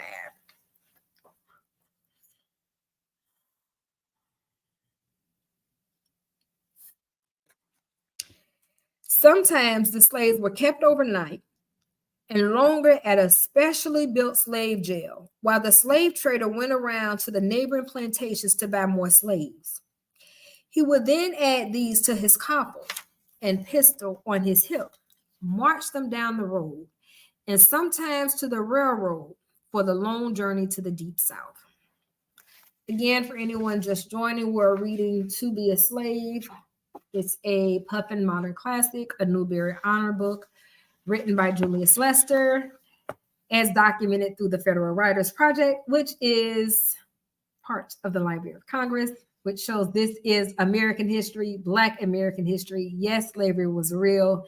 Yes, it occurred. Yes, it is the genocide in America that America refuses to acknowledge. On the level acknowledgement should be provided.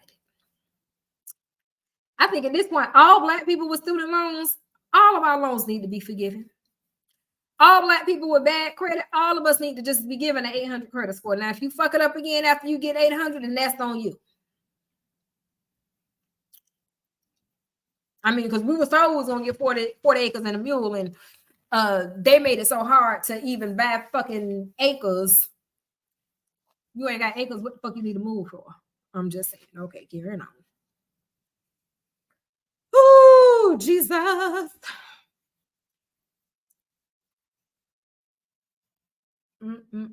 Sometimes the slaves were kept overnight and longer at a specialty built slave jail. While the slave trader went around to the neighboring plantations to buy more slaves, he would then add these to his coffle and pistol on his hip, march them down the road, and sometimes to the railroad for the long journey to the deep South. They would come in on foot, each one carrying an old tow sack on his back with everything he's got in it. Over the hills, they would come in lines reaching as far as you could see. They walked in double lines, chained together in tubes. The slavers walked from here to the railroad and shipped them in coal cars to the cotton country. Lorenzo Ivy, The Negro in Virginia, page 172. Had a slave jail built at the crossroads with armed bars across the windows. Soon as the coffle get there, they bring all the slaves from the jail 2 at a time and string them along the chain back of the other post slaves. Everybody in the villages come out, especially the wives and sweethearts and mothers, to see their sold off children for the last time. And when they start the chain a clanking and step off down the line, they all just sing and shout and make all the noises they can, trying to hide the sorrow in their hearts and cover up their cries and moaning of them they were leaving behind. Oh Lord. Sis Shackelford, The Negro in Virginia, page 173. Now, this was a pretty long chapter. We're about a page and a half. Let's just say 2 pages left before we end this chapter. And we're reading chapter 2 of the book, which is The Auction Block. And this is the documentation of what it was like to be a slave as told through the mouths of slaves, our ancestors, as documented through the Federal Writers Project at the Library of Congress. We are reading today To Be a Slave, a Puffin modern classic by Julius Lester, a Newbery Honor book as well. And I just want Black people to understand where we came from, what our ancestors went through, and why we need community. We don't have Black community the way we should. Right now, there's a Black gender war going on right now. And if you don't understand, you can't be divided and stand. So right now, you got the Black women blaming the Black men and the Black men blaming the Black women. But the reality of it is, bitch, you the problem. Bitch, you the problem. If you the Black man, you the problem. If you the Black woman, you the problem. Because you can only look at you and correct you and fix you to make you a better person for the Black community. And if you're not willing to own your bullshit, don't blame somebody else. Blame you. Blame you. Because there's so many people that want to say, well, I never had a chance. You was a fucking lie. It's 2024. You had a chance, but you fucked it up. But that doesn't mean that you can't get it back together. You can get it back together. But I think it's time for Black people to stop pointing the finger at each other and say, bitch, I'm the problem.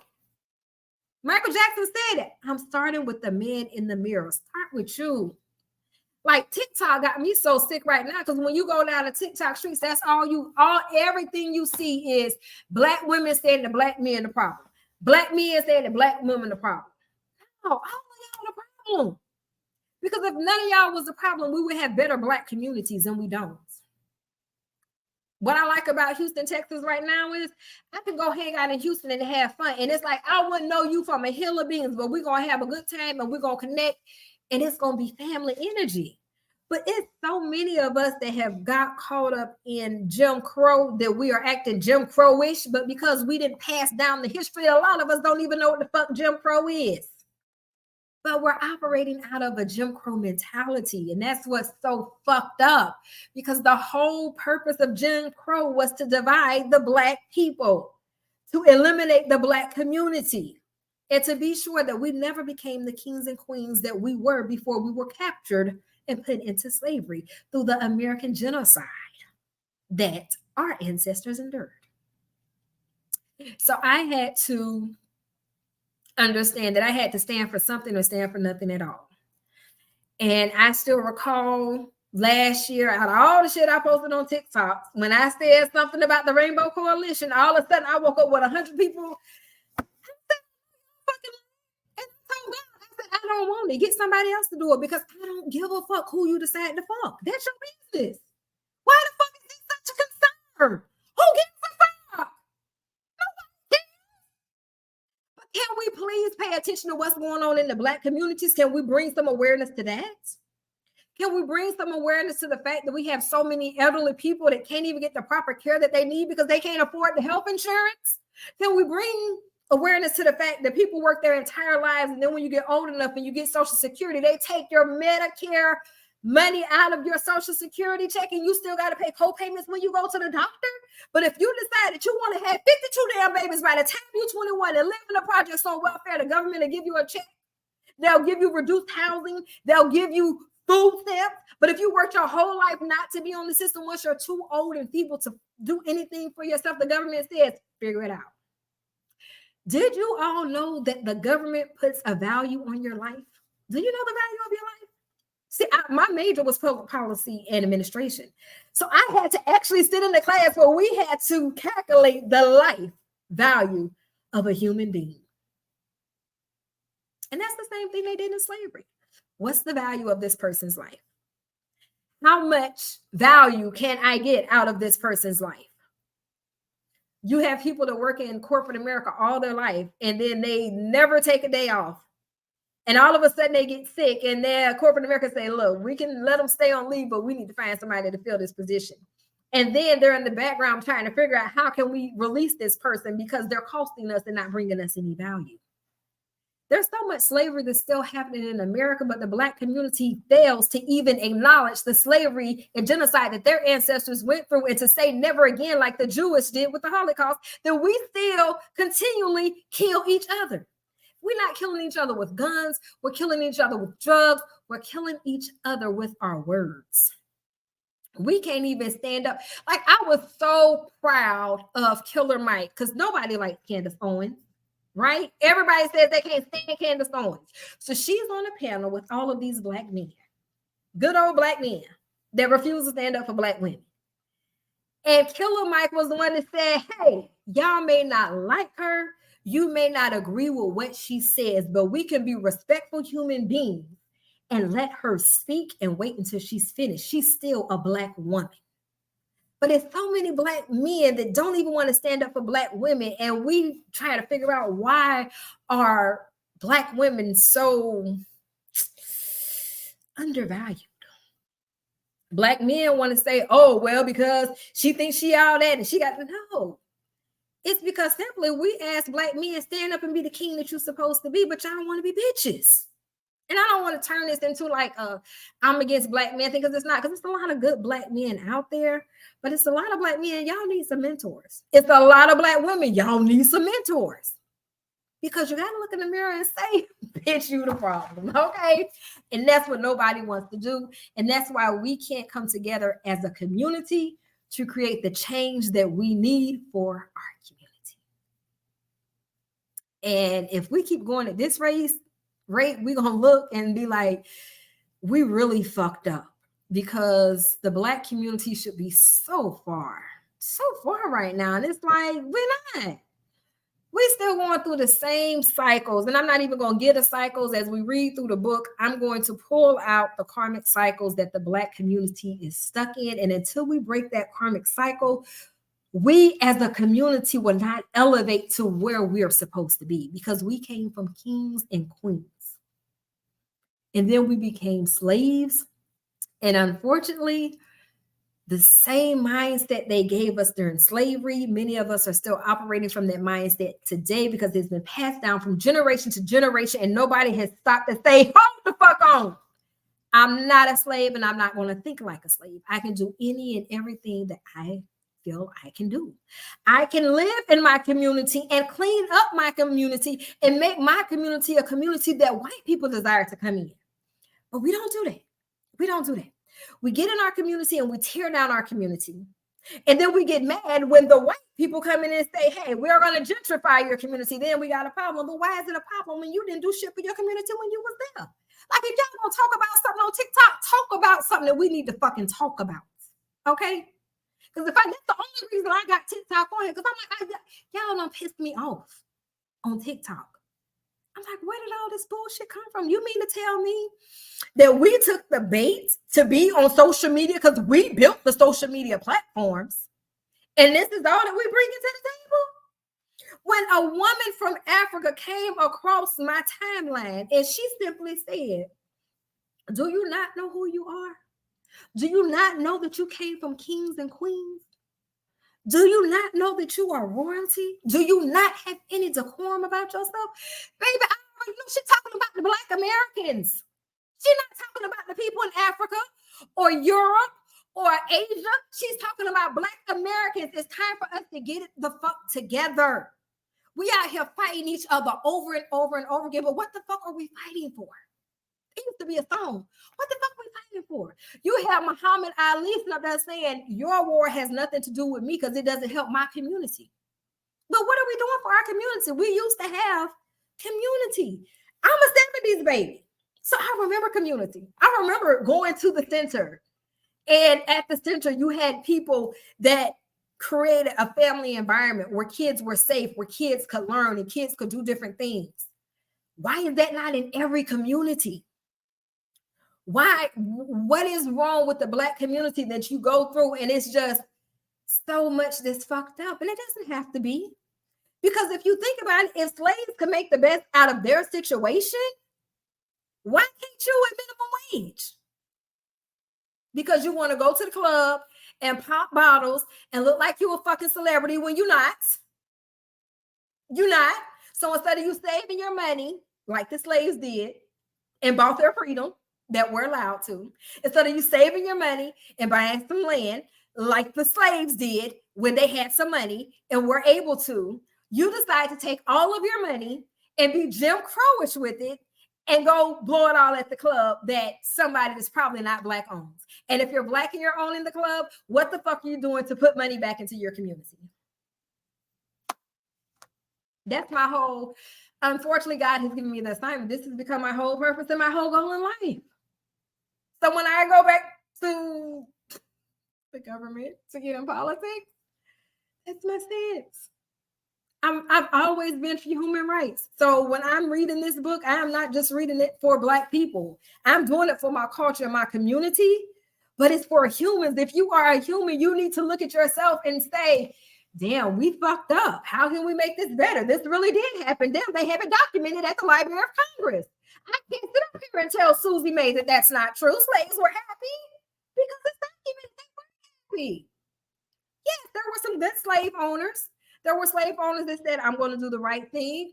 You're going to have the same rule that every other slave had. You work for me for 7 years. After 7 years, you're free.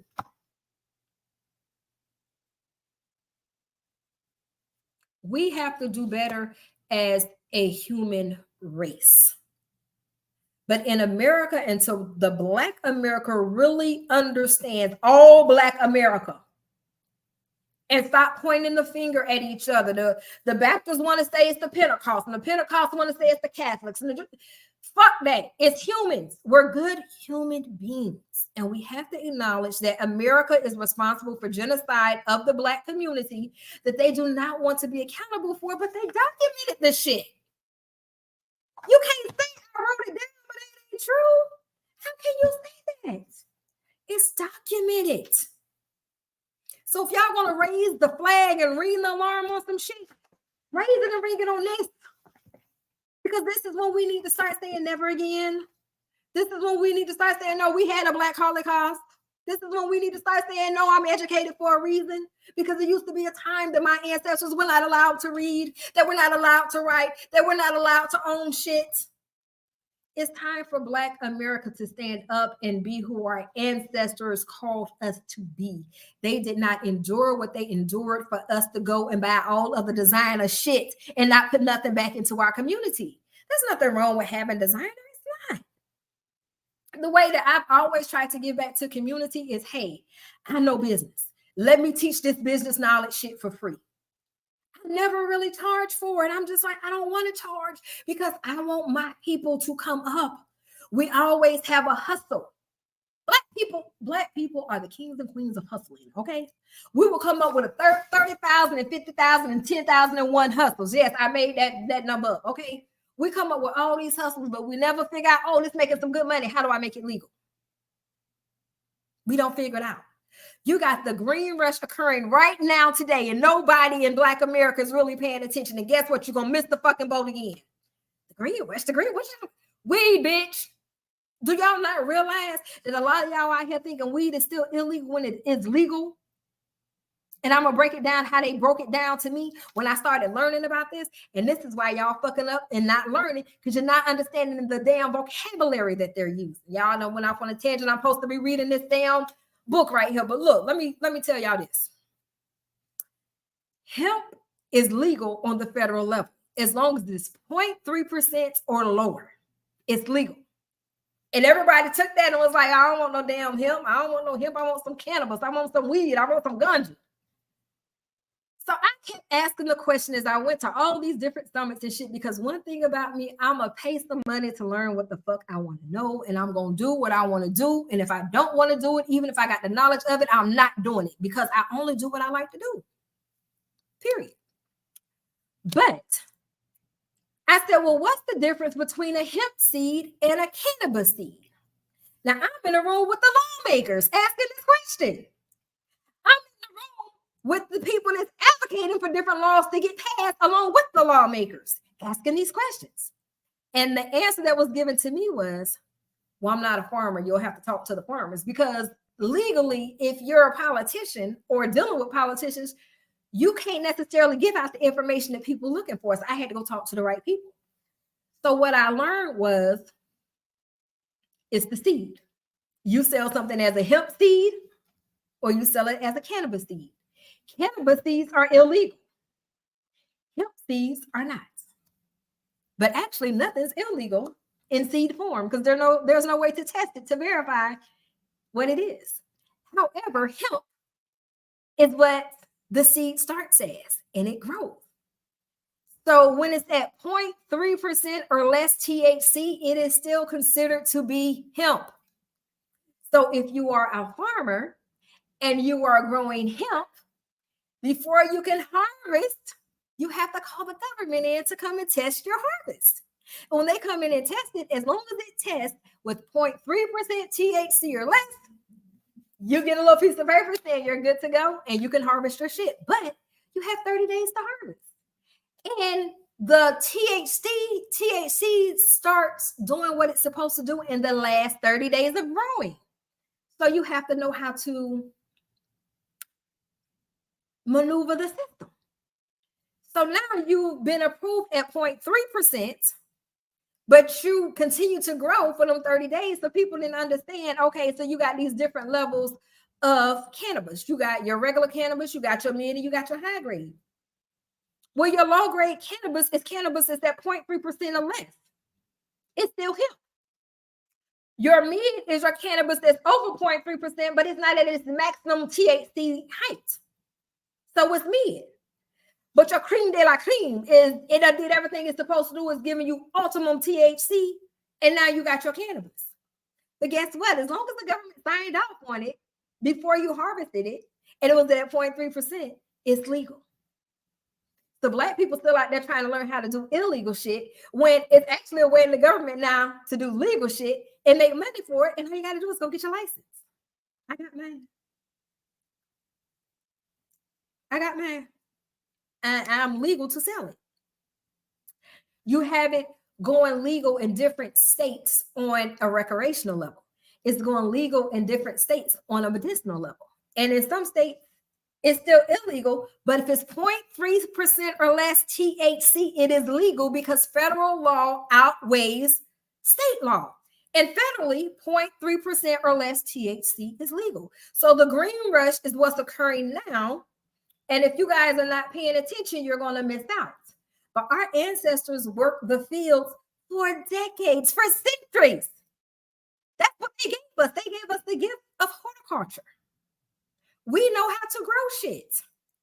So my word to my people is go buy some fucking land so y'all don't get lost. Because what it's coming down to, the green rush is coming. And if you miss it, don't say I didn't tell your ass what to do. Okay, back to the book. Now, all slaves marched in coffins.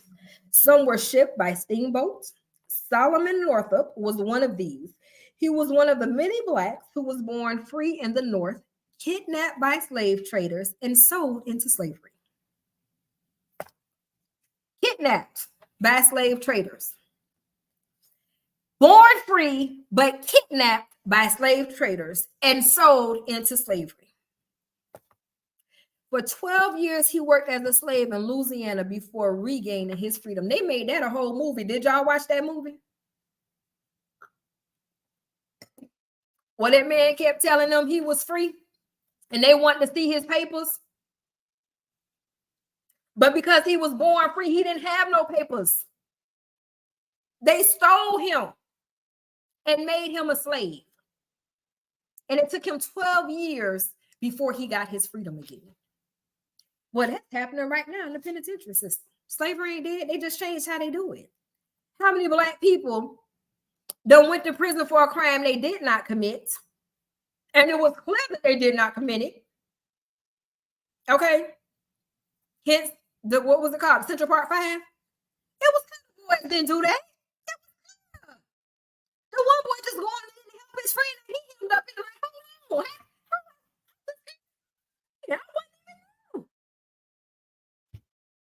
It's still going on today. You have the school to prison pipeline that's happening because did y'all know half this shit y'all be out here buying that's made in the prisons? Yeah.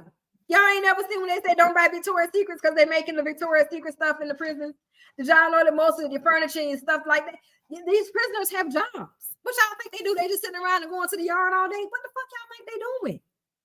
Do y'all really think the prisoners are in prison and they sit in their cell and they watch TV and then they go eat and then they go out to the yard to work out and then they come back and they eat? No, they get up and go to work. They have jobs that they go to. They teach them trades. But guess what? They're earning the wages of a slave.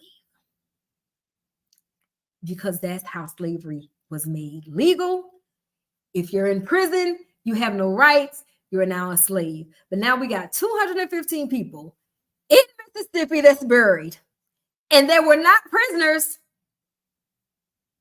but they were handled as if they were slaves because they made the families buy back the rights of the body in order to give a proper burial. Well, if my child was never a slave, why I gotta buy the right to him back? They weren't even supposed to be there. Why was I never notified? So this is how the government is making their money. Anywho.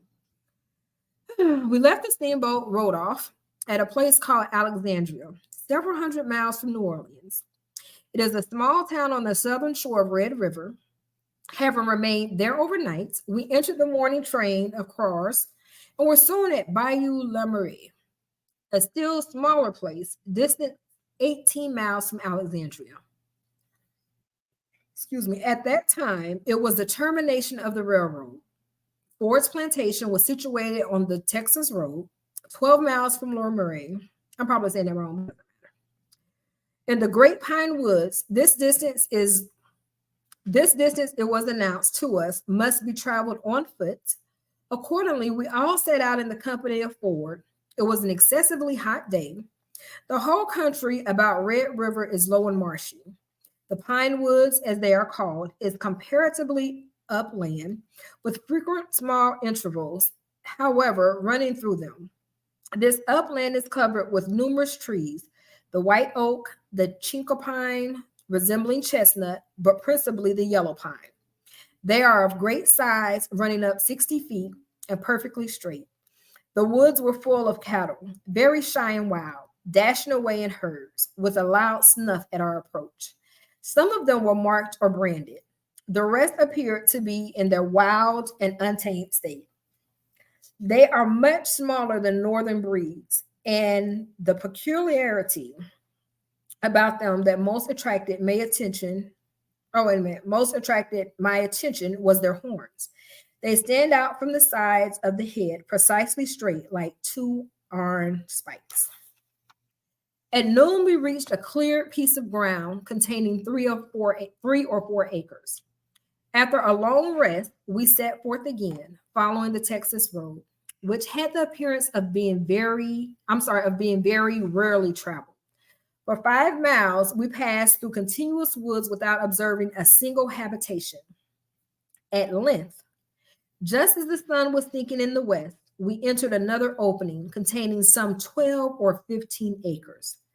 In this opening stood a house. It was 2 stories high with a piazza in front.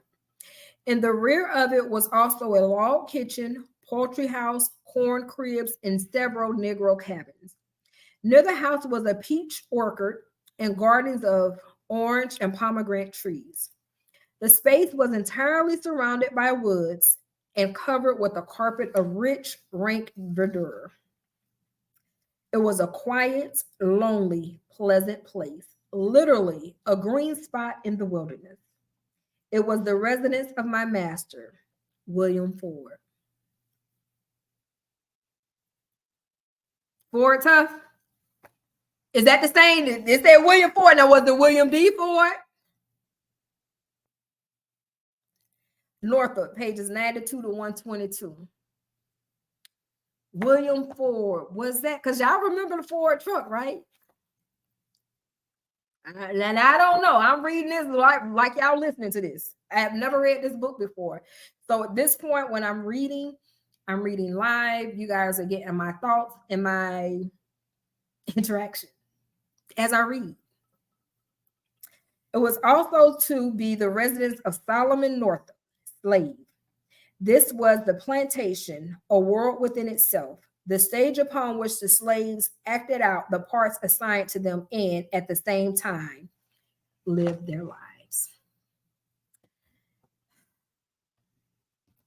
So this has been close to 2 hours of me reading just chapter 2, the auction block of To Be a Slave, a Puffin Modern Classic, a Newbery Honor Book, written by Julius Lester. Is documented through the Federal Writers Project, as recorded through the Library of Congress. So if you have ever had the question, is slavery real? Yes. Was slavery real? Yes. Did everybody like being a slave? Hell to the no. Next week, join us where we will read chapter 3, The Plantation. I thank you all for joining. I thank you for subscribing. I thank you for liking. I thank you for sharing. But most of all, I'm going to thank me. I'm going to thank me because it was a lot for me to read this.